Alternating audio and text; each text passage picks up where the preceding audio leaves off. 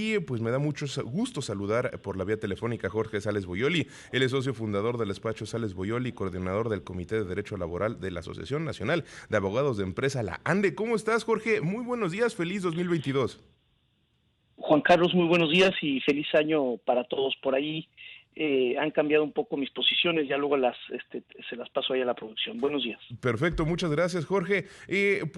¿Sabes algo? Te buscaba porque creo que es importante platicar acerca de cómo es que queda el salario. Tú siendo un experto que ha visto tantos casos a lo largo de los años en cuestiones de cómo es que les va a los trabajadores con el salario y cómo es que ha habido disputas, luego cómo es que ha habido ajustes, que han servido a otros que pues a lo mejor se cree que pudieron haber sido mejores.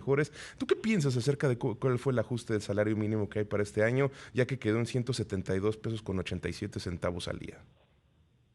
Pues mira, a manera de resumen muy rápido, te diría que ni el paraíso prometido ni el infierno diagnosticado, ¿no? El tema del salario mínimo siempre es un tema polémico, como tú lo señalas.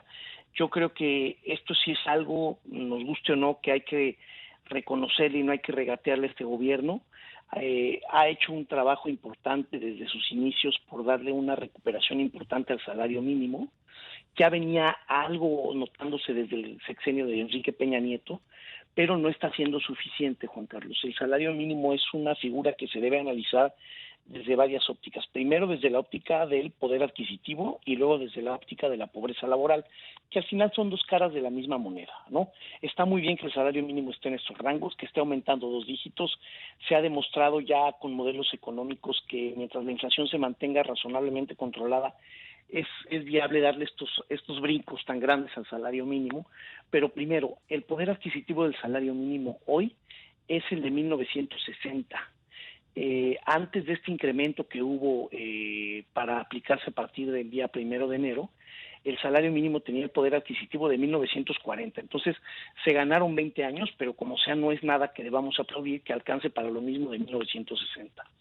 Y el segundo dato importante es la pobreza laboral, que es una situación en la que el ingreso laboral de un hogar no alcanza para alimentar a todos los miembros de su familia.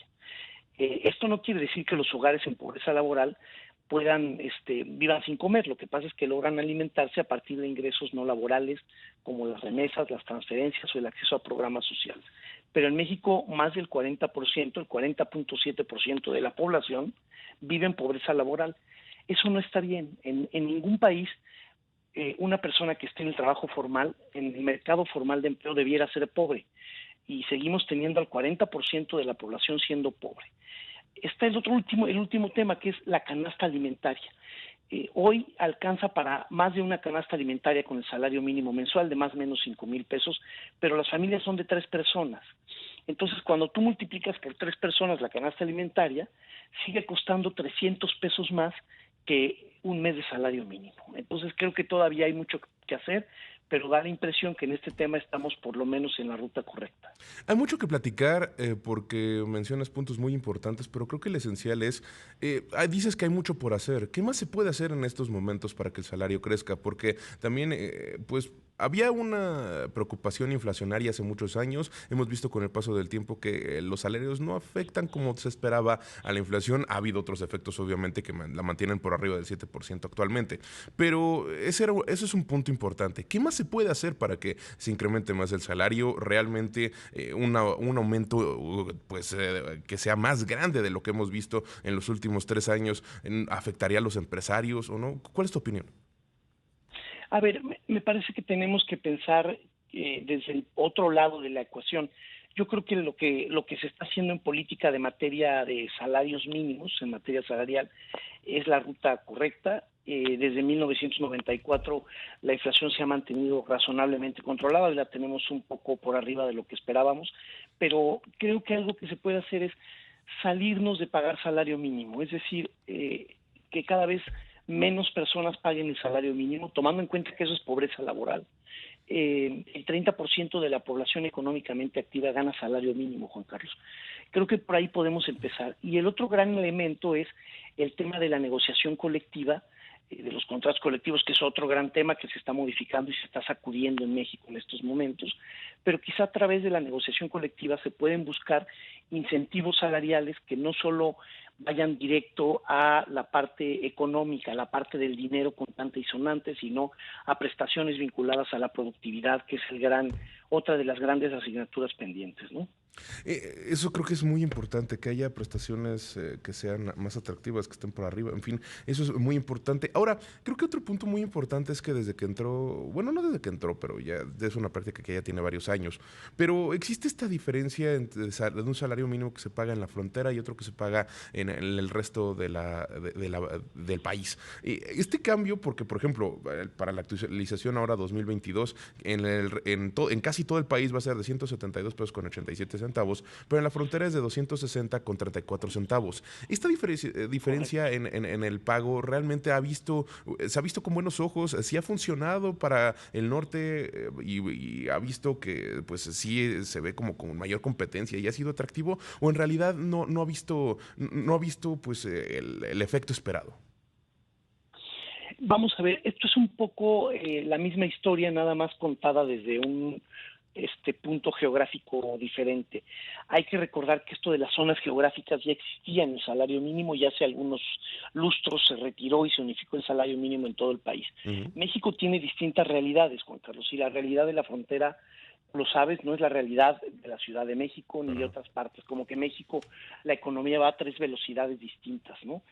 Hay que recordar que este ajuste en la frontera trajo muchos dolores de cabeza hace justo 3 años, con aquel movimiento de 2032 en Matamoros, que estaba liderado por la hoy diputada de Morena, Susana Prieto, Ujú. y causó muchos dolores de cabeza. La otra es que este incremento del salario es más como estar cumpliendo con una presión internacional, porque nos han estado pidiendo un piso parejo nuestros socios comerciales, especialmente en la franja fronteriza, donde se explota mucho a través de los programas de las maquiladoras. México se volvió atractivo sobre la base de un salario muy bajo. México paga 800% menos de salario mínimo que Estados Unidos, y sobre la base de un sindicalismo pues un poco a modo, ¿verdad?, de la parte empresarial.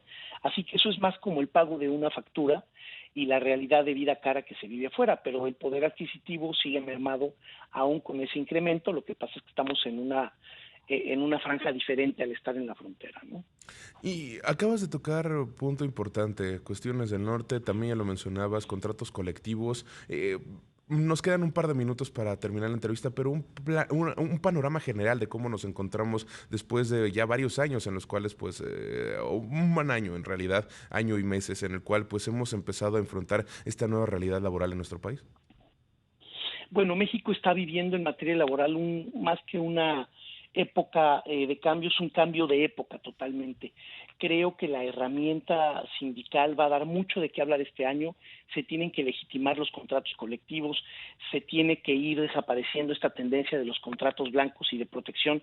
Ya la ley creó un mecanismo para eso y se está empoderando mucho a los trabajadores para que haya una verdadera democracia sindical. Así que hoy vuelve por sus fueros aquella vieja negociación sindical recargada y modernizada naturalmente de hace a lo mejor 50, 60 años, que una generación de abogados no nos tocó, digamos, vivirla en su apogeo, pero que debe beneficiar al trabajador. Ojalá que logre su cometido, que sea beneficiar al trabajador y no nada más politizar el tema sindical. Punto muy importante, no politizar nada más el tema sindical, es algo que vamos a tener que estar viendo a lo largo de este año 2022, creo que es uno de los temas que va a estar en la agenda durante mucho tiempo, como bien comentas tú, y pues te estaremos buscando para platicar de eso. Jorge Sales Boyoli, socio de Littler, muchísimas gracias por estar con nosotros. Encantado, que tengan un buen día todos y feliz año. Muchas gracias.